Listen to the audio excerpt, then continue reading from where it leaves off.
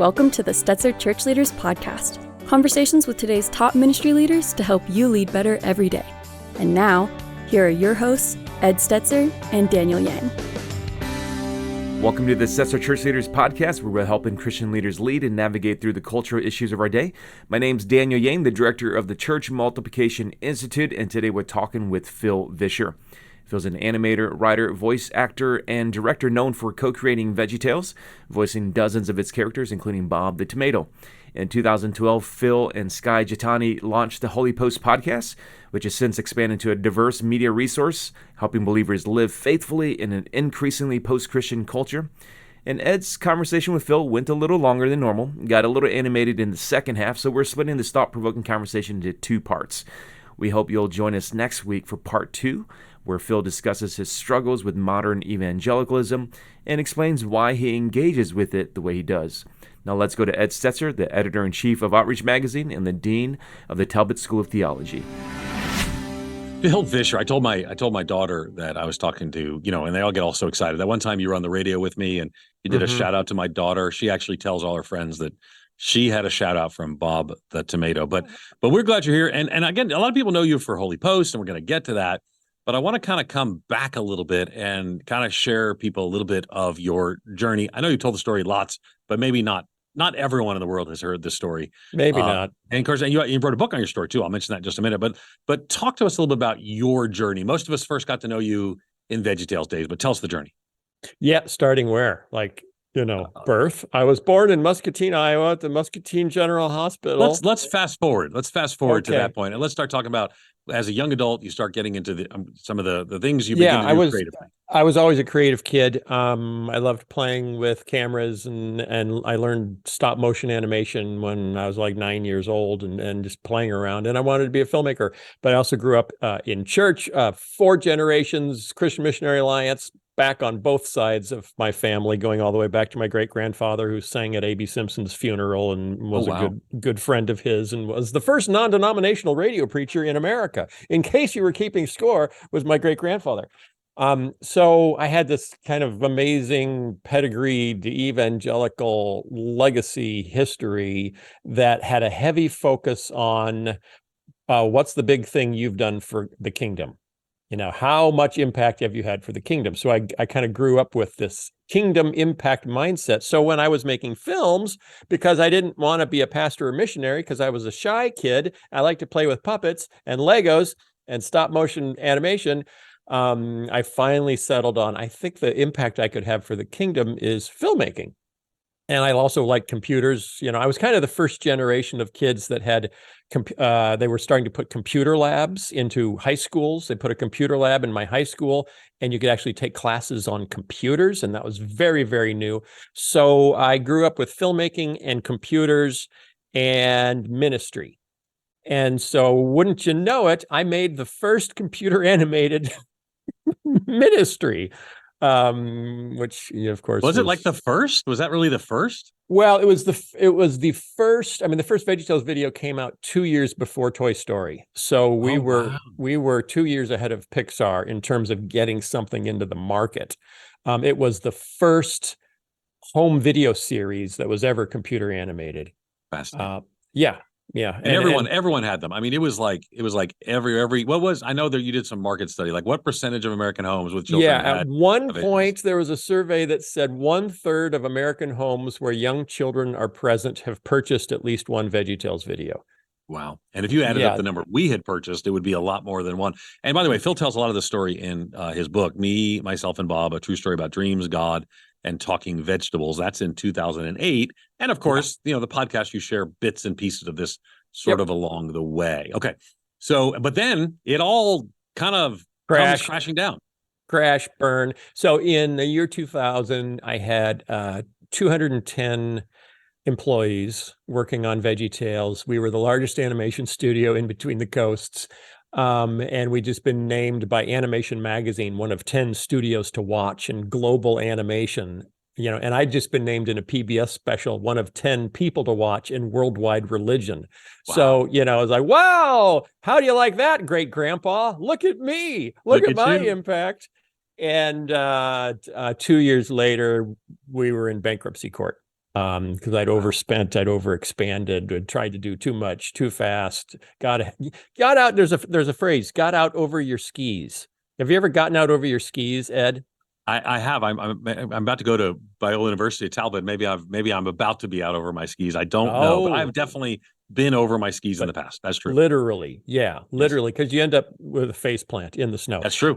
And that happened in 2003, the end of 2003. All the assets of Big Idea and VeggieTales were sold in a bankruptcy auction, and the new owners didn't offer me a job. They offered me a long distance consulting arrangement. And I could do some writing from a distance, and I could give notes from a distance. But I have occasionally seen you tweet about that. And yes.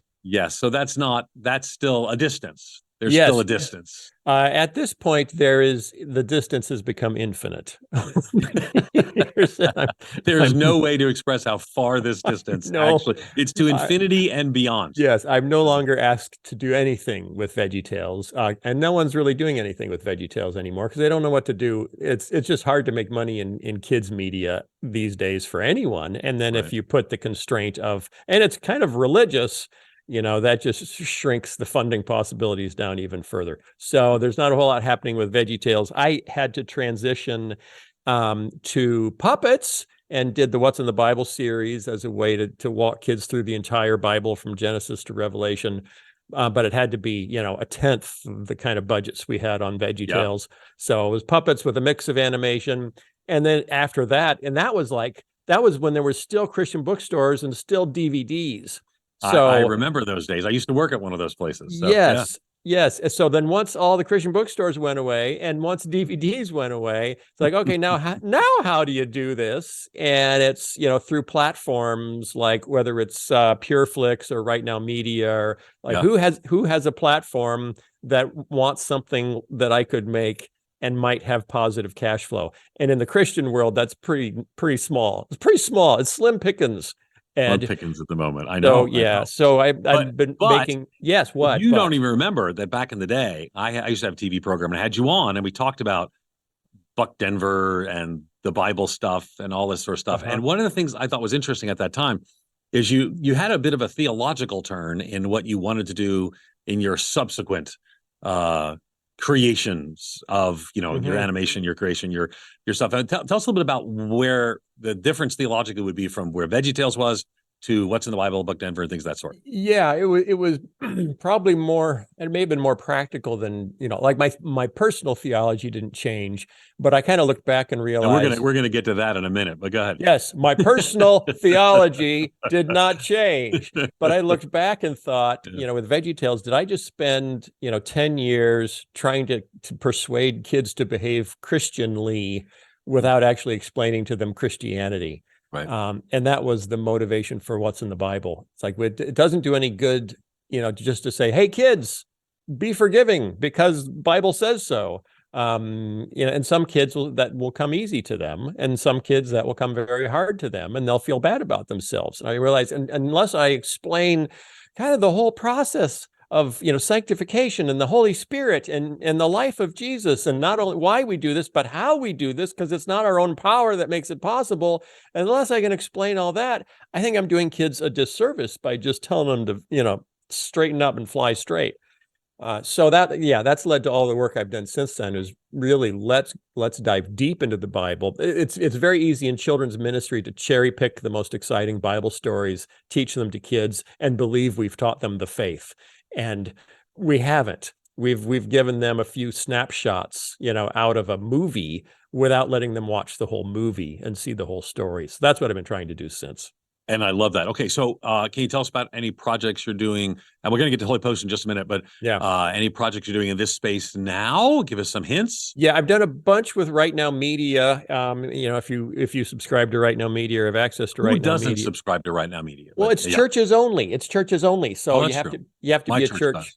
Yeah, so then you have access for free. And I've done family devotionals. I've done a bunch of stuff there, which has been fun. I'm trying to figure out how to get back into real storytelling, because it's much less expensive to hold up a puppet and explain Philemon than it is, to tell a half an hour, 40 minutes exciting story. Yeah. But it's the exciting stories that engage kids' hearts much more readily than a pontificating puppet on a stick talking about, a book of the Bible. So I'm hoping to be able to go back more into storytelling, as the economics are such a huge hurdle that I'm trying to crack the economic nut first so that I can see if I can, bring kids back into really good faith-filled storytelling. I like that. So when you look kind of today, there's some more creative things that have come out, but they're on different platforms. I'm guessing, The Chosen, or for that matter, even the success of things like Jesus Revolution, different means of, I'm part of the He Gets Us stuff. You guys had a conversation about that on the podcast as well. No, we didn't. We loved it. Yeah, you did have I saw you mention it. You had a conversation about it. I know we did. We were a little critical. And my feelings are not hurt. I mean, that's part of life. So, okay. But yeah, and we could talk about that at some point. But so all that being said, there are a lot of people trying different creative things. Do you look at the state of creativity and say, this is better, or is it too packaged? And give us your thoughts about the current state of Christian communication and creativity. Very little works. And so a whole lot is being invested in the very little. Interesting. Did that make sense? So the first big successes in Christian movie making were the Kendrick brothers. Right. So then there was a lot of money thrown at chasing, let's do things like the Kendrick brothers. And it was kind of discovered that, and they did, Facing the Giants and Fireproof and Courageous. And they had quite a run in the, 2010s.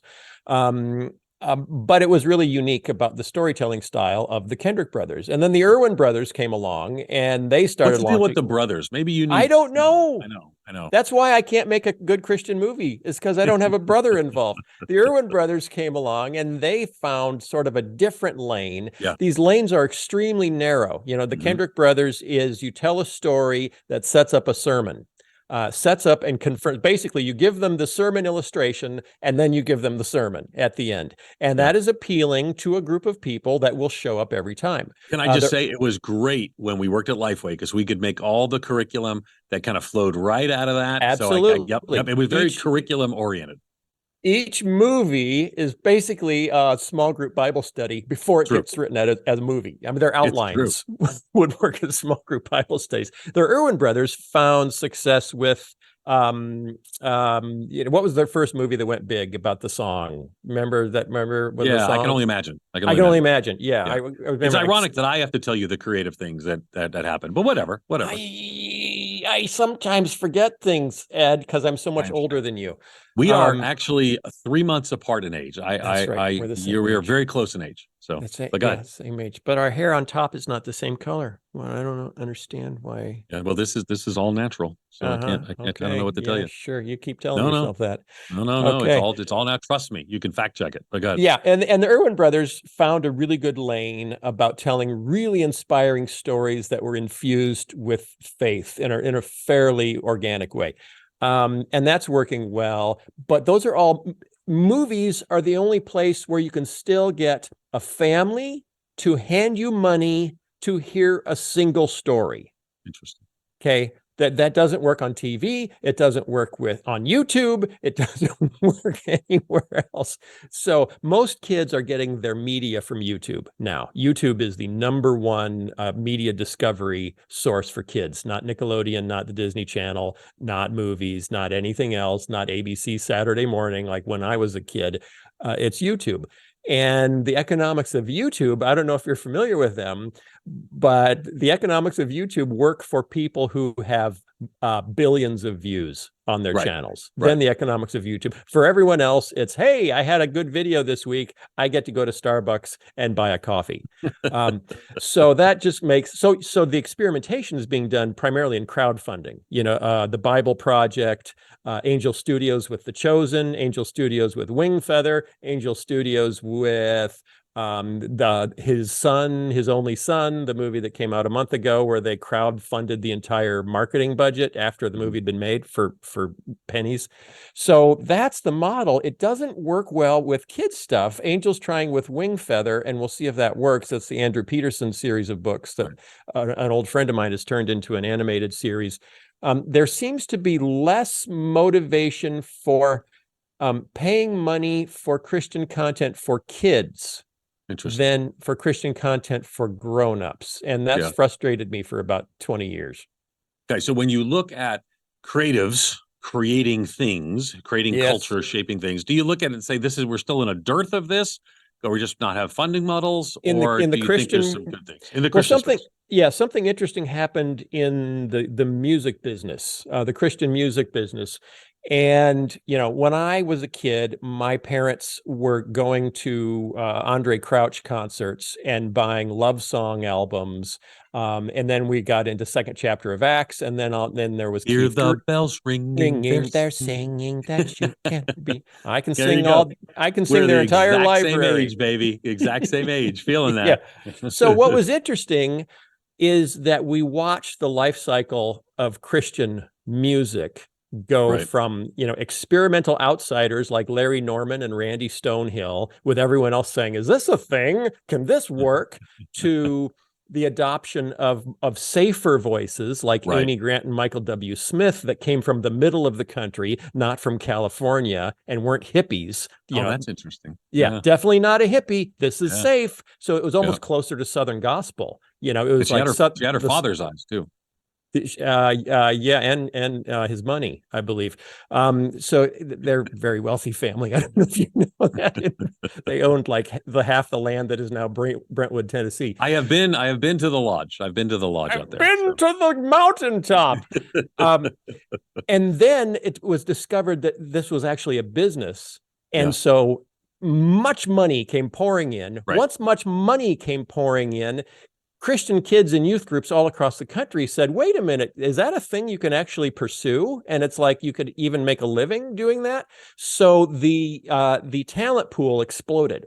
Because the talent pool exploded, there was funding to get stuff made. There was a distribution system to get it distributed. Christian music matured very, very quickly. And suddenly you get to, Jars of Clay and Sixpence None the Richer, and you're putting out stuff that is quality-wise is fantastic. That has not happened in movies because it's just too dang expensive. It is so expensive to make a film that can hold up on 3,000 screens across the country, and even more expensive to market a film that can hold up on 3,000 screens across the country, as opposed to going into a studio in Franklin, Tennessee, and cutting an album over a long weekend.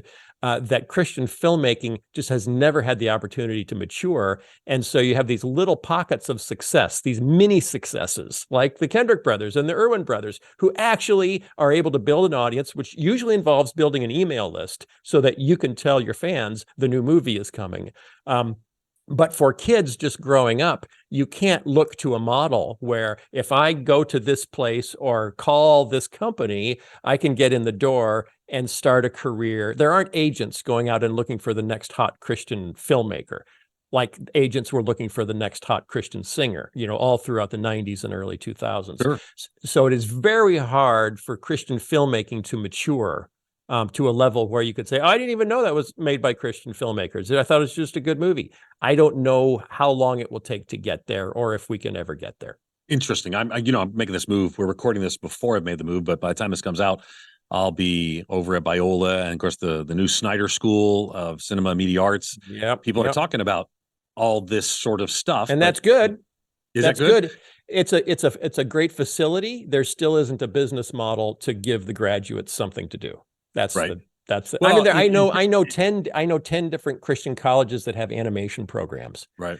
Which is wonderful. I mean, they're learning animation.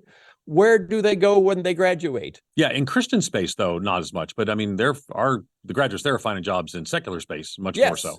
Yes, and there seems to be. So being a good film school in LA, there's opportunity that's there, but not good in the Christian space so much. You can work. If your thought is, particularly if your parents in the Midwest, is like, he wants to be a filmmaker. If I send him to Biola, he'll learn how to be a filmmaker, and then he'll get hired by Christians to make Christian movies. I gotcha. Yeah.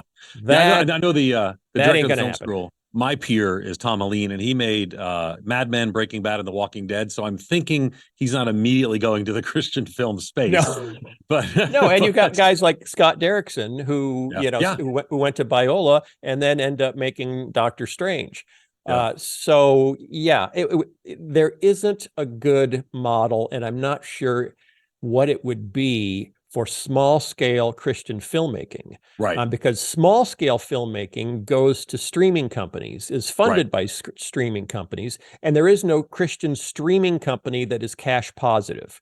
So since there is no cash positive Christian streaming company, if you go to a Christian streaming company and say, would you fund my movie? They will say, here's $7,000. Can you give us a 70-minute film? And you can't. So it sounds that you're concerned about, I mean, you love creatives. You want, because one of the questions I want to ask you is, what should pastors and church leaders say to the creatives in their church so that there's not as much economic opportunity? Just make stuff. It's never been easier to make stuff. That doesn't mean you're going to make a living at it. Okay. So pastoring a small church, be bivocational. Do what you need to do to have health insurance. Like when you go, kids move to New York City all the time because they want to break into the arts, and they work at Starbucks or they waitress or they just have a job. And then people write children's books all the time on the side. Very few people can make a living writing children's books. Maybe 3 in the world can make a living writing children's books. It's not really an occupation, except for Mo, what's his name, just came out of nowhere and wrote a ton of hit children's books. But there is no new Dr. Seuss. That celebrities make all the best-selling children's books. That doesn't mean you can't write children's books. It just means you can't do it and expect it to put you into a 4-bedroom house in the suburbs. So either you're living an artist's kind of semi-nomadic lifestyle, or you're bivocational. And that's where, hey, I'm a podcast host and I write children's books and I make, kind of Sunday school materials for some of the streaming platforms for whatever money they can afford. Right. And on the side, I'm trying to figure out how to crack the bigger nut of getting back to narrative storytelling for kids with a faith worldview.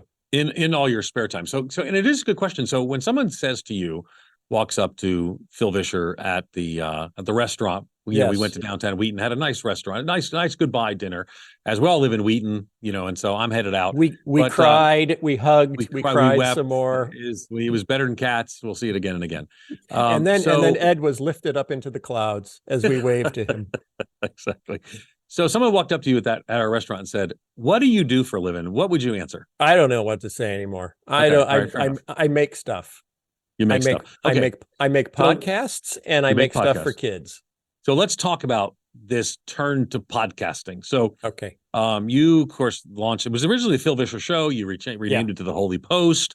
You brought in co-hosts, and it's quite an enterprise now. I've been on it a couple times, and it's an enterprise. It is an enterprise. It is an enterprise.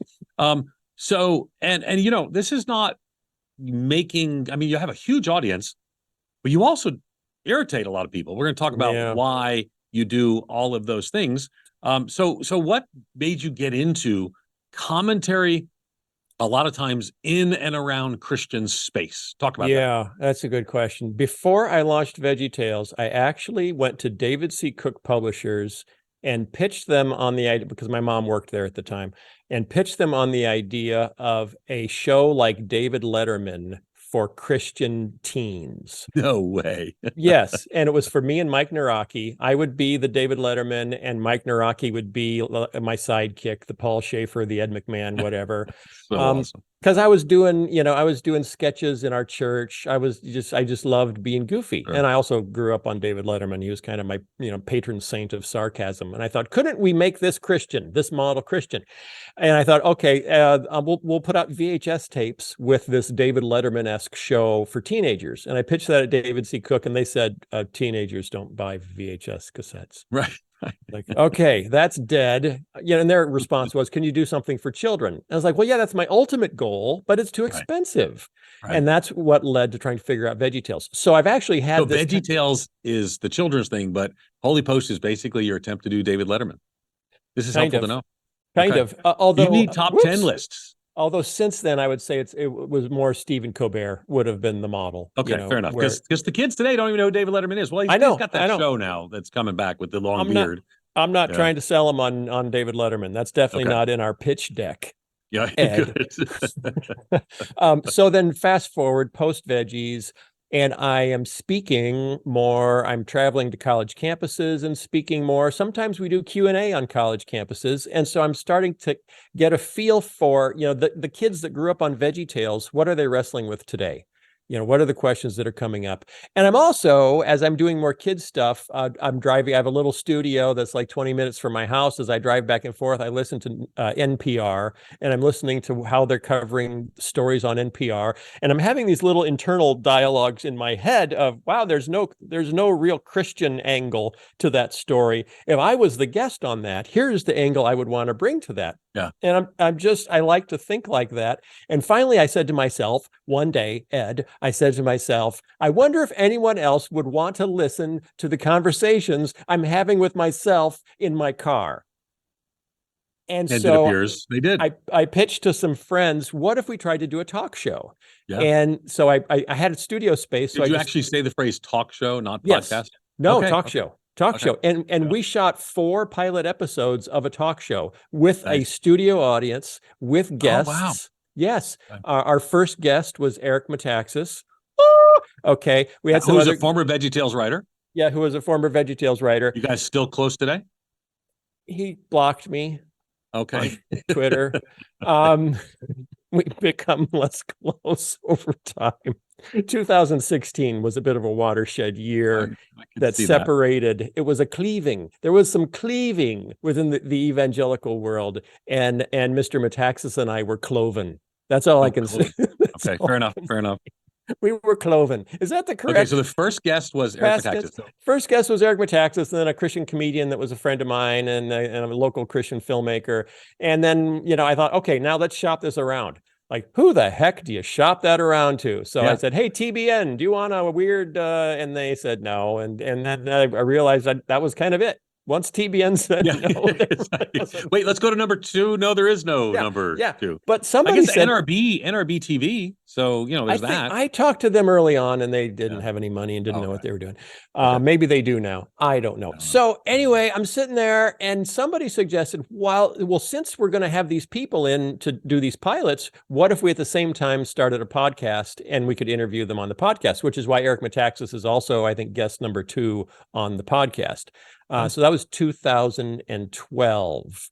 We started doing a weekly podcast. Wow. Yeah, and it was the Phil Vischer podcast because the talk show was going to be the Phil Vischer show. The Phil Vischer show never went anywhere, and the podcast didn't go anywhere for like 4 years.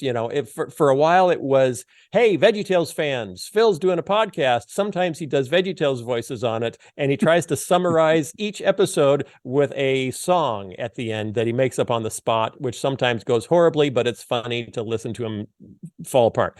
And so we had that podcast, or the VeggieTales fan audience. And then we got to 2016 and Donald Trump, and we woke up the next morning going, what the heck just happened? And started talking honestly about our concerns about 80% of white evangelicals supporting Donald Trump and what it meant for the church. And about half of our audience said, hey, I think we're done. But our audience started growing. And then it exploded when I did a couple of videos on race during the George Floyd summer to try to explain, just make a nice summary of racial history in North America. And that led to like the first one I made was watched 7 million times and went viral all over the internet. And that led to a bunch of people coming to the podcast and saying, hey, the creator of VeggieTales is woke. This is fantastic. And then about 2 weeks later, a bunch of people coming and saying, hey, the creator of VeggieTales is woke. And I realized that word had gone from a compliment to a pejorative in about 14 days. In the middle of the summer of George Floyd. So we ended up building a pretty substantial audience of pastors, ministry leaders, and then young Christians who were, I would say our target audience is the kid who grew up in the evangelical church who's now standing at the back door of the church saying, give me just one good reason not to walk out. And are you giving them one good reason not to walk out? Are you? Yes. Because you are. I mean, yeah. Let's talk some about that. Because I mean, what are you? Again, let me quote. Do you know what the one good reason is? Video. Do you know what the one good reason is, Ed? What is it? You're not alone. Okay. So, because you originally did the video to, quote, walk people through history without bashing anyone's political party or calling them names, unquote. So, and the video really went everywhere. I mean, I probably had 10 people share it with me, and I was like, saw it. And I was asking them too. Would you share this with Ed? And would you also share this with Ed? I want him to think that this is really something. So it was fascinating. And then of course it comes in waves. People like it, and then people critique it, then people want to correct it, and then people do this. And it's fascinating to watch, but it really helped frame a conversation for a lot of people. All right. So now, is your audience primarily disaffected, or I don't know what the right term would be, evangelicals? No. What word will you use? You must have had some conversation that this is our audience. I'd say we have a fairly substantial ex-evangelical following, but it's not the majority. Right. And there are people who assume that, I think these guys are ex-evangelical because they're willing to critique evangelicalism. Right, sure.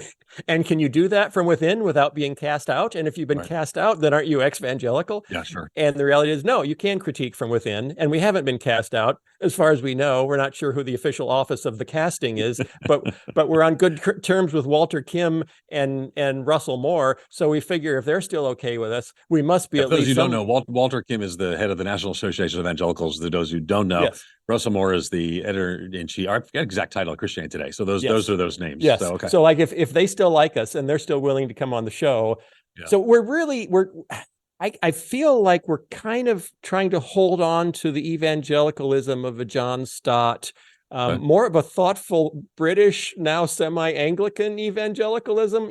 Half the professors at Wheaton College are Anglican now. It's a really weird world we live in. That is not actually true, but it has some truth to it. There is some truth in it. I actually had one of my amazing faculty. She's Assemblies of God. And she converted to start going to Anglican church. I'm like, no, we don't need more Anglicans. We need diversity. We need ecumenical diversity. So you can tell when if you're interviewing someone and they say evangelical instead of evangelical. Oh, there's truth to that. Yeah, that's a thing. That's probably really Anglican. Yeah, no, that's really a thing. Okay, so then.